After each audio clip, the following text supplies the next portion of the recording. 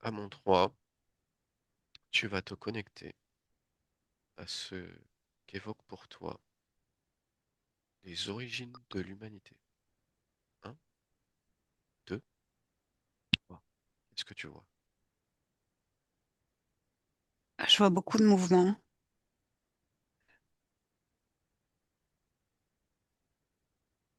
C'est comme si je voyais la Terre a été le sujet de beaucoup de mouvements de parties exogènes, c'est-à-dire d'entités non terrestres. J'en vois beaucoup de différentes qui sont venues, qui sont reparties. J'en vois d'autres qui sont restées en dehors du champ de la Terre sur d'autres plans non visibles. Si tu as une datation à donner, L'ensemencement, tu veux dire? le- les origines, le début, oui. Le début de la race humaine, humanoïde Mhm, comme nous vivons oui. aujourd'hui, c'est bien ça. Mhm, Moi, je dirais environ 200-250 000 ans. ok. Et alors, comment ça s'est passé? Comment c'est arrivé cette création? Est-ce que c'est l'aboutissement de quelque chose? Est-ce que c'est arrivé, ça a été créé en laboratoire? Qu'est-ce que tu vois par rapport à ça? Alors, ce que je vois, c'est des races exogènes qui se mettent d'accord pour ensemencer volontairement une nouvelle race qui aurait les prédispositions les attributs au niveau de l'ADN de plusieurs races mélangées. Ces races qui se mettent d'accord, tu peux les décrire. Et il y a toutes sortes de races. Il y a des races humanoïdes qui viennent de constellations qui sont euh, dans notre univers. Il y en a d'autres qui viennent de beaucoup plus loin et qui ont des formes euh, qui sont absolument pas humanoïdes, qui sont un peu complexes à décrire parce que c'est entre des espèces que j'ai déjà vues. C'est des mélanges d'espèces que j'ai déjà vues. Je vois aussi des reptiliens, bien sûr. Je vois aussi, euh, voilà, il y a des espèces qu'on a déjà vues et d'autres qui me sont complètement inconnues, que j'ai jamais vues. Et si je les vois, je ne saurais même pas, les- je peux juste les décrire, quoi. Et pourquoi est-ce qu'ils décident de créer une nouvelle espèce? Quel est leur but? Le but, c'est de préserver l'ADN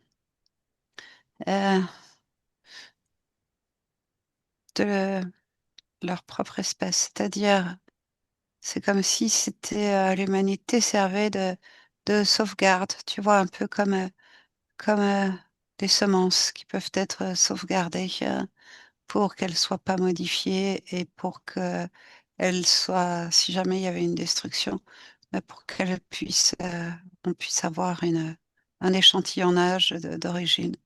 Et là, c'est comme si il y a une somme importante de races qui ont collaboré à mettre leur génome pour pouvoir élaborer l'humain que l'on appelle le sapiens sapiens. Et au départ, ils partent de quoi? Est-ce que ça part d'un être existant ou est-ce que Oui, c'est un être créé de toutes pièces? oui, Ça part d'un être existant? sur Terre, oui, pour qu'ils soient compatibles. Et est-ce que tu vois un nom pour cet être existant? Ah, euh, oui, je vois, c'est un hominidé. Euh, comment est-ce qu'on l'a appelé sur cette Terre? Quelque chose comme Erectus, Homo erectus, quelque chose comme ça. Homo erectus? C'est pas très précis pour moi, mais ce que je vois, c'est son apparence physique, en fait.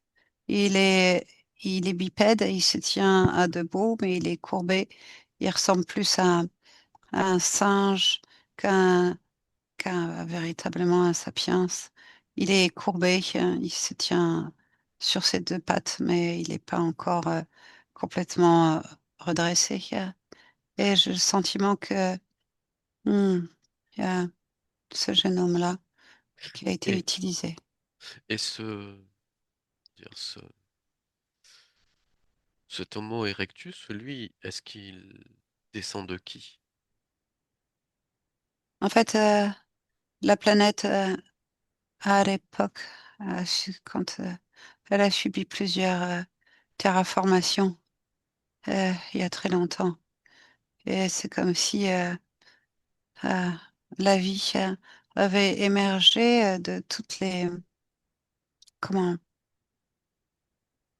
de les, du matériel biologique qui est à la surface de la Terre, et il y a eu déjà des tentatives de création euh, de races sans que une race spécifique soit définie, mais c'est plus comme si le génie génétique exogène avait cherché depuis des millions d'années, des millions d'années, à créer la vie sur cette planète en utilisant ce qui était là sur Terre au niveau. Euh,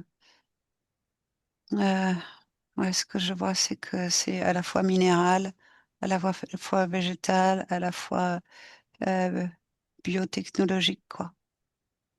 Est-ce que cet Homo erectus, on peut dire qu'il descend du singe? Oui, tout à fait. C'est juste une évolution de son ADN, une adaptation à son environnement, puisque l'environnement était en mutation beaucoup plus fréquente Que à c'est pas, l'époque. c'est pas qu'il avait un ancêtre commun avec le singe, c'est qu'il descend directement du singe. En fait, c'est une partie de son ADN qui a été utilisée. Il descend pas du tout. Mais il a été mixé avec. Mais il a été mixé avec plein d'autres choses. Il a été mixé avec le singe, c'est ça? Oui, son ADN a été utilisé. En fait, ils ont cherché à prendre des formes de vie qui étaient compatibles sur Terre, de manière à ce que leur ADN puisse euh, survivre. Mais cet ADN d'Homo erectus qui a été mélangé, il vient d'où celui-là? En fait, il y a eu, comme je te dis, plein de créations au départ, de toutes parts. Je vois Hmm. que c'était des créations un peu dispersées de différentes races qui ont cherché à savoir comment on pouvait faire naître la vie sur cette terre qui était en formation. Et donc, il y a eu plein d'expériences. C'est pour ça que il y a autant une telle diversité de végétaux. C'est pour ça qu'il y a autant de races animales. euh, mais à chaque fois qu'il y a eu une modification de la planète, chaque fois qu'elle a subi des modifications de sa structure, en fait, c'est comme si les races avaient muté. Il y en a qui ont survécu, il y en a qui n'ont pas survécu. Très bien. Donc, si on revient à la création de l'homme lui-même, donc ils ont pris cette race Homo erectus et ils ont apporté des modifications génétiques, c'est ça? Pas du tout, hein. En fait, ils l'ont inséré dans un ensemble d'autres génomes, tu comprends? D'accord. C'est l'inverse en fait. Ils se sont juste servis d'un vecteur qui était compatible avec la vie physique sur Terre. D'accord. La Terre, en fait, comme des millions de planètes, est juste le- un laboratoire expérimental D'accord. pour créer la vie. Très bien. Et donc ils l'ont inséré dans des ADN mélangés, si j'ai bien compris, c'est ça? Oui, c'est ce que je vois. Je vois qu'il y a plusieurs races qui ont choisi de donner leur ADN pour Et ça, conférer des potentiels d'accord. différents à Et ça, cette. ça Ouais. donne quoi comme être humain? L'Homo sapiens? Oui, c'est ça. Il y a le sapiens et puis après, il y a eu encore des modifications pour arriver au sapiens sapiens. Mais il aura D'accord. fallu déjà j'ai envie de dire, des centaines de milliers d'années, voire de millions d'années pour arriver à faire émerger l'humain sur Terre et le rendre viable. D'accord. Et le Néandertal dans tout ça? Bah, en fait, ça fait partie des espèces qui n'ont pas survécu aux différentes modifications géoclimatiques, hein, géophysiques. Euh, et c'est comme si c'était une race qui avait été créée, mais qui n'était pas viable D'accord. avec les modifications. Très bien. Donc quand tu regardes tu observes cette création de l'être humain, donc euh, au niveau éthérique, au niveau de sa partie subliminale, qu'est-ce qui se passe?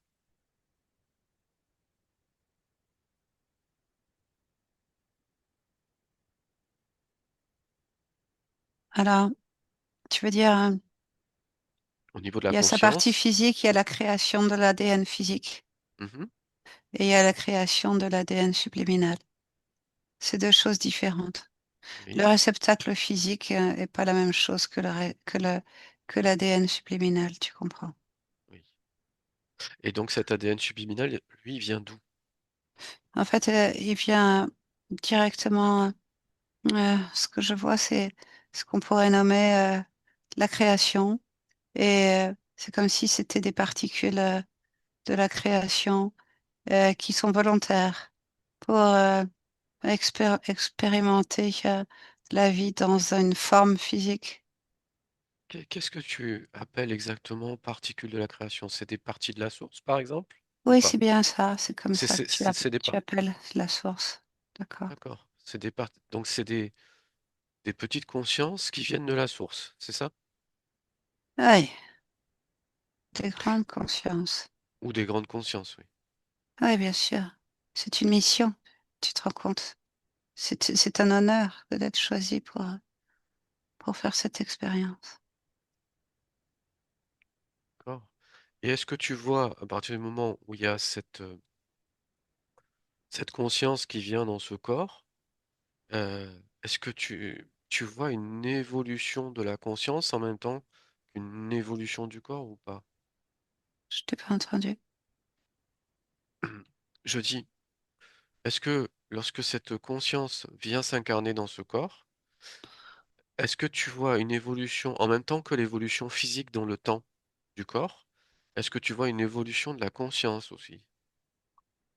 Tu veux dire la partie psychique? De la partie subliminale, La exactement. partie d'évolution. Non.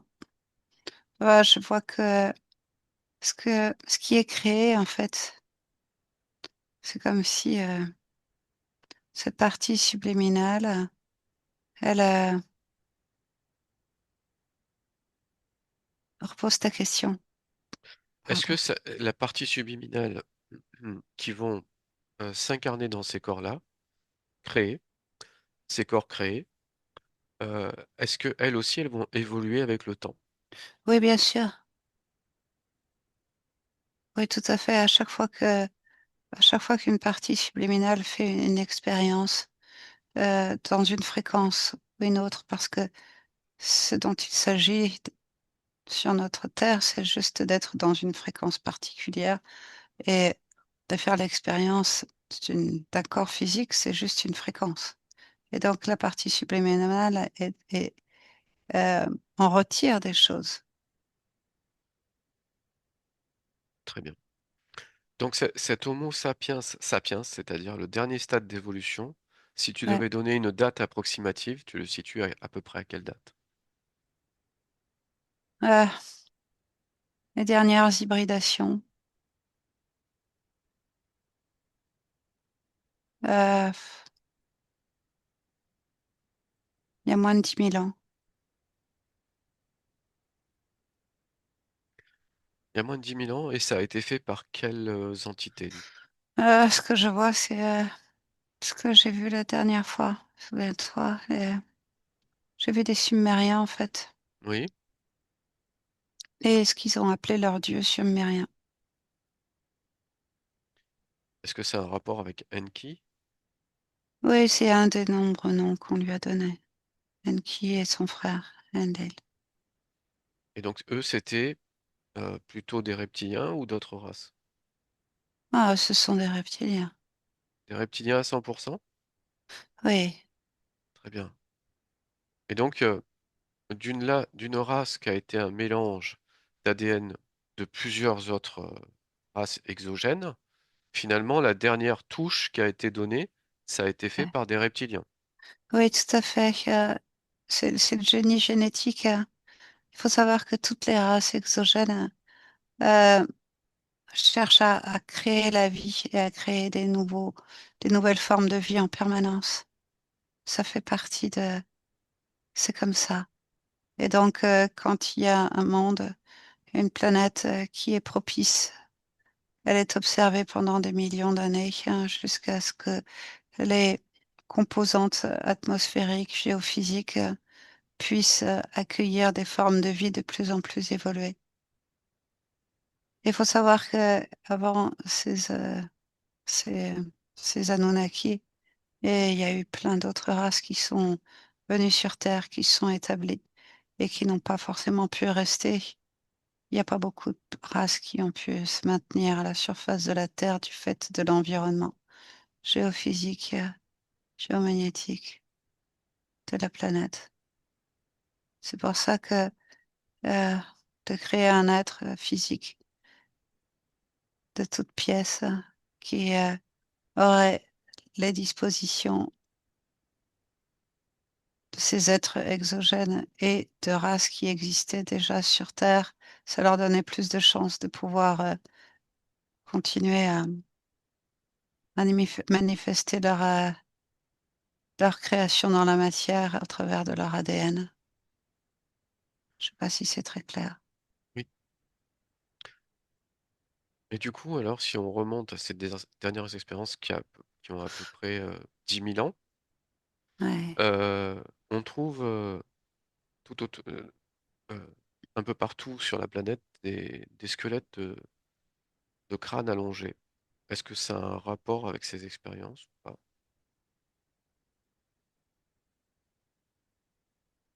Ce sont des hybrides, oui.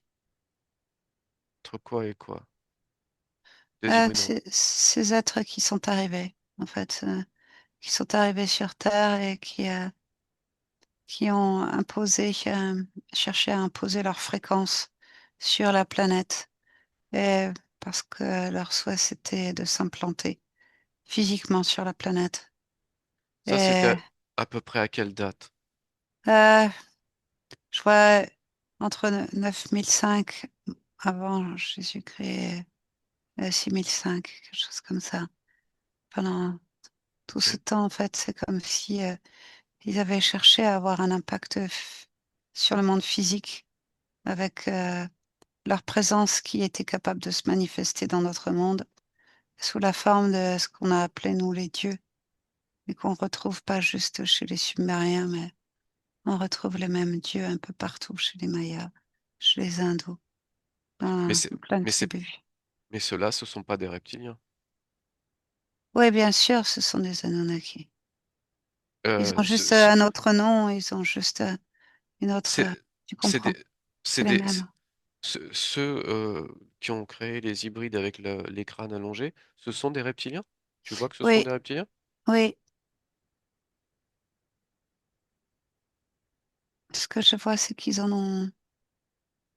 ils ont cherché à modifier, comment dire, pas modifier le génome, euh, euh, à la fois je vois en laboratoire par génie génétique et je vois surtout que ils ont cherché à prendre les semences humaines pour pouvoir les mélanger avec les leurs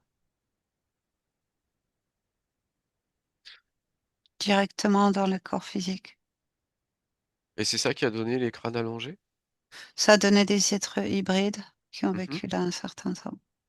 Et c'est les crânes allongés qu'on retrouve? Ouais, ça fait partie d'une des races Ça fait qui partie est d'une des races, d'accord. une des races qui a été créée et qui était minoritaire, largement minoritaire, mais c'était des hybrides. Et elle a disparu parce qu'elle n'arrivait pas à s'adapter, cette race hybride? Non, elle était minoritaire. Elle s'est éteinte. Pour quelle raison elle s'est éteinte? C'est comme si je voyais que au niveau des semences, c'est comme si leurs semences, elles étaient pas compatibles avec les autres humains et surtout qu'elles étaient stériles. C'est comme s'ils pouvaient se reproduire qu'entre eux et ils Hmm. n'étaient pas assez nombreux. Alors, qu'est-ce qui a fait que ces reptiliens qui ont été avec au niveau des Sumériens, ces reptiliens qu'il y a eu en Amérique du Sud, qu'est-ce qui fait que tout d'un coup on les voit plus? En fait, ils ont pas pu rester sur Terre, physiquement à la surface de la Terre. Ils ont migré dans le sous-sol. La surface de la Terre était trop dangereuse pour eux. Par des, ils ont été contaminés par les humains, en fait. Leur génome et leur système immunitaire n'étaient pas en capacité de supporter tout ce qu'il y avait sur Terre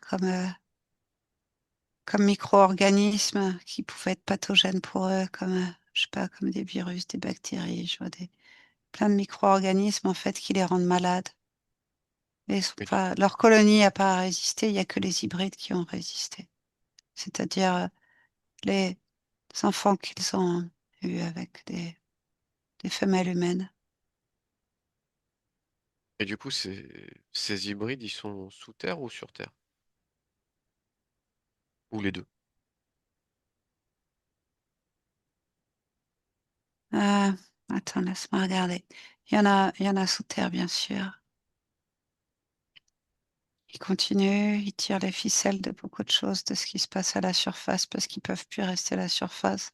Ce que je vois, c'est que ceux qui prennent des apparences, ceux qui sont à la surface aujourd'hui, sont des sous-hybridations, comme si c'était plusieurs générations après, et qu'ils avaient réussi à prendre une apparence humaine pour se fondre dans l'humanité, dans la race humaine telle qu'elle est aujourd'hui. Est-ce qu'on a un moyen les- de les discerner, nous, par rapport Ouais. aux autres êtres humains?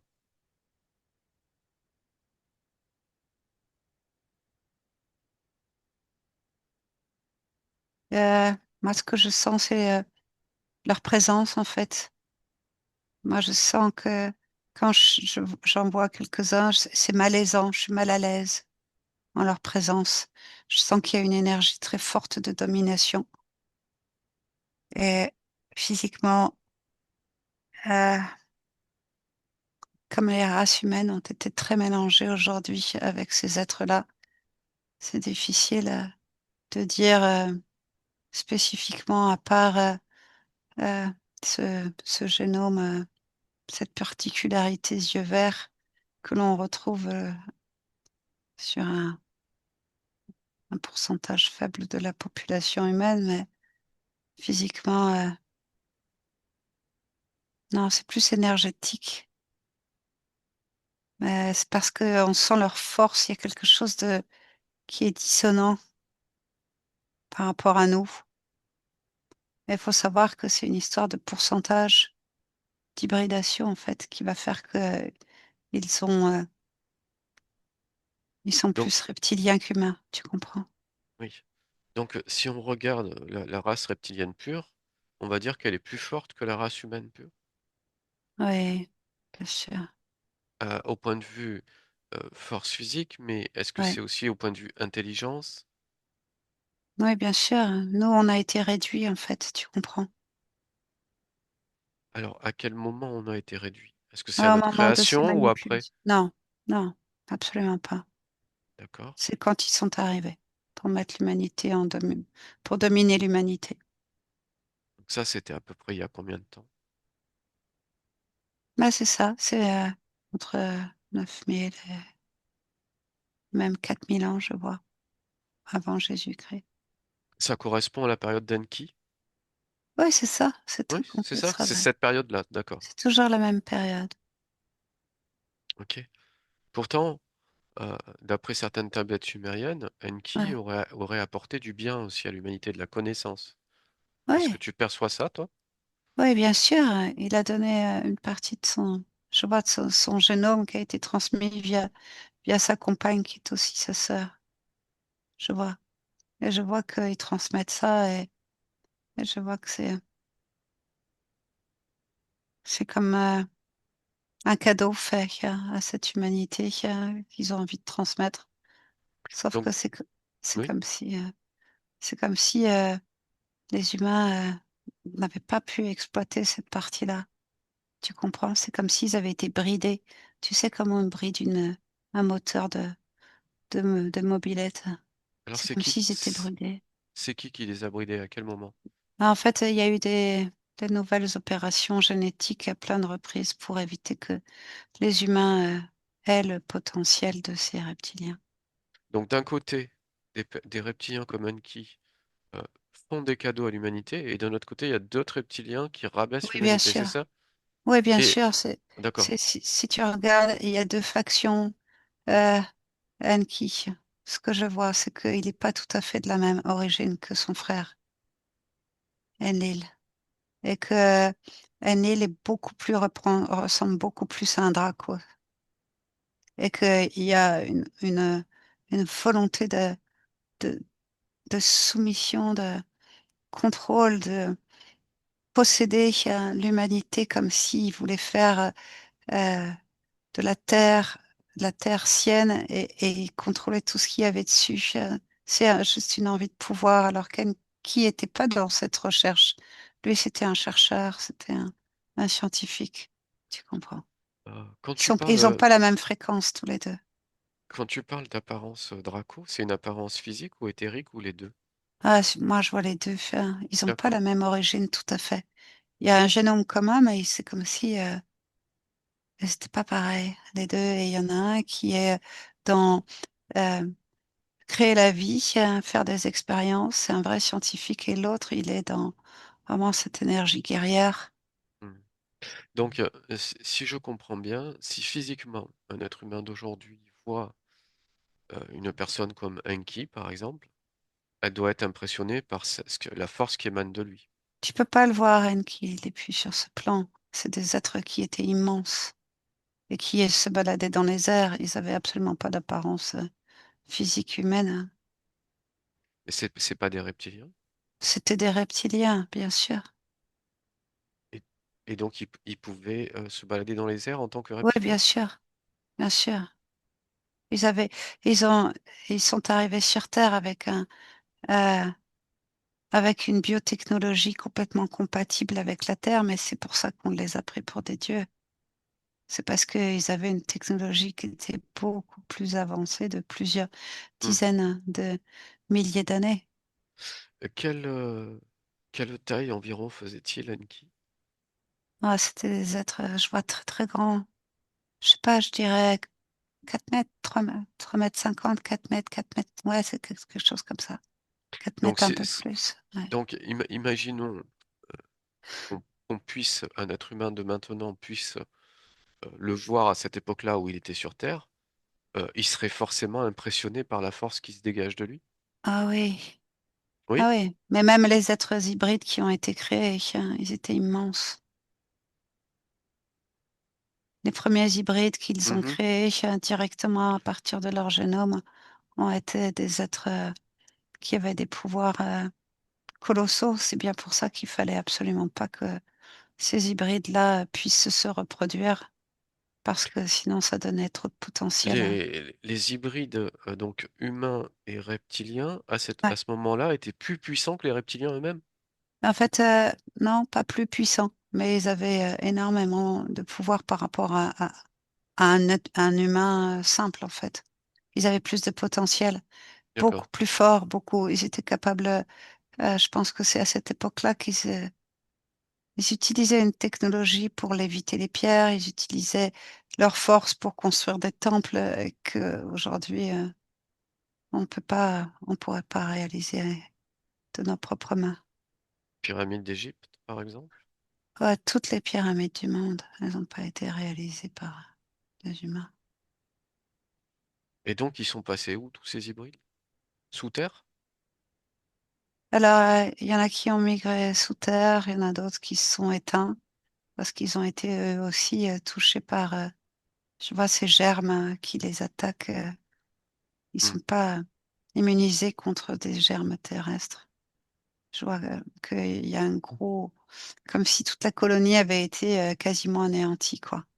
Que ceux qui ont pu survivre, c'est uniquement parce qu'ils sont passés sous terre pour se couper de- du contact avec l'air Ok. contaminé pour eux, en fait. Par contre, les sous-hybrides, ceux qui se sont encore plus hybridés, eux, ont pu rester à la surface. C'est ce que tu En disais fait, tout à non, l'heure. ils ont été développés dans des laboratoires souterrains Oui. avant d'être remis à la surface de la Terre. D'accord. C'est-à-dire que les hybrides sont allés sous terre et là, ils ont encore hybridé avec la race humaine pour Ils n'ont pas pouvoir. arrêté d'hybrider. Ah, ils n'ont pas arrêté. Et ça continue, Et hein. ça continue. D'accord. Et ils le font avec toutes les races qui existent, tu comprends? C'est-à-dire ils créent des nouvelles races en permanence. Il n'y a pas que qui créent des nouvelles races en permanence. Ils Il font y a des ça aussi. nouvelles races qui arrivent sur Terre tout le temps. Ils font ça aussi avec des animaux. Avec des animaux, avec des végétaux, ils font tout muter tout le temps. C'est le principe de la création. C'est une évolution perpétuelle. Et est-ce que tu vois un exemple de mutation qui serait visible pour tout le monde qu'ils ont fait récemment? Ouais, je vois des espèces de petites bestioles qui se baladent à la surface de la Terre. Je peux même pas décrire ce que c'est. Ça rampe. Ça a un corps tout mou. Euh, et ça a je sais pas, c'est dur à décrire, hein. Euh, c'est mou, ça a l'air flasque, ça se déplace sur le sol, ça a des petites pattes comme ça, avec des griffes au bout. Ça peut se déplacer à la verticale sur n'importe quel support. Ça peut rentrer sous terre, ça gratte la terre. Je vois des insectes aussi que je connais pas du tout, que j'ai jamais vus. Ok. Et des oiseaux aussi, tiens. Je vois Et, des espèces qui arrivent en permanence, en fait. et est-ce que les scientifiques les voient, les constatent, ces nouvelles espèces? Tu veux dire les scientifiques, quoi, Humains? humains? Oui. Oui, bien sûr, de plus en plus. Et qu'est-ce qu'ils en pensent? Ils se posent pas de questions? Euh, c'est, pour eux, c'est soit des anomalies génétiques, Mhm. soit c'est parce que c'était des races qui n'avaient pas été découvertes. Ouais. Ok. Euh, une dernière remarque avant de déconnecter pour cette première partie, parce que il y a l'heure qui tourne. Donc finalement, la Terre est dominée par son sous-sol, par les entités qui vivent sous terre. Précise ta question, dominée. Qui dirige la Terre? Quelle, Personne, quelle entité? personne, aucune, un ensemble. Il n'y a pas une prédominance des reptiliens? Non, il n'y a pas une prédominance des D'accord. reptiliens, il y a des accords. Mais par contre, il y a une dominance sur l'espèce humaine des reptiliens. Oui, bien sûr, puisque c'est comme s'ils ils se revendiquaient, hein, D'accord. d'avoir créé le génome humain tel qu'il est aujourd'hui. Donc, ils veulent avoir la supervision et les pleins pouvoirs de ce qui se passe sur l'humanité aujourd'hui. Très bien. Une chose est sûre, c'est Mais ils sont que... pas légitimes, hein, parce qu'il y a plein d'autres races que je vois qui sont en... Je vois plein de pourparlers, je vois plein de... Mhm. Ouais, Alors, c'est... alors pour conclure, il y a un schéma en biologie ou en sciences naturelles où on met l'homme, l'être humain, en haut de la chaîne alimentaire sur Terre. En fait, c'est pas l'être humain qui est en haut de la chaîne alimentaire ou de la chaîne de direction de cette planète. C'est pas du tout l'être humain. Bah, ça, c'est la partie visible. L'être humain, il est en haut de la chaîne alimentaire parce que il est prédateur de la chaîne alimentaire.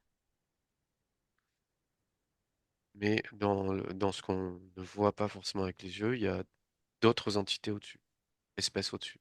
Ah oui, au-dessus, tu vois, t'appelles ça au-dessus. Ouais, Oui, d'accord. au-dessus de la chaîne, de la pyramide, si j'ose dire, alimentaire. Ah oui, bien sûr. Ah oui. C'est- Il y a toute la partie invisible qui Hmm, représente j'ai envie de dire, plus des deux tiers, hein, de la vie et qui régit la vie sur Terre et dans l'univers du reste. C'est comme ça partout. D'accord. Très bien, Nelly. Eh ben, écoute, je vais te faire rentrer, je te remercie, et puis je te fais rentrer parce que l'heure tourne. Donc, ce sera une partie 1 et il y aura une autre partie.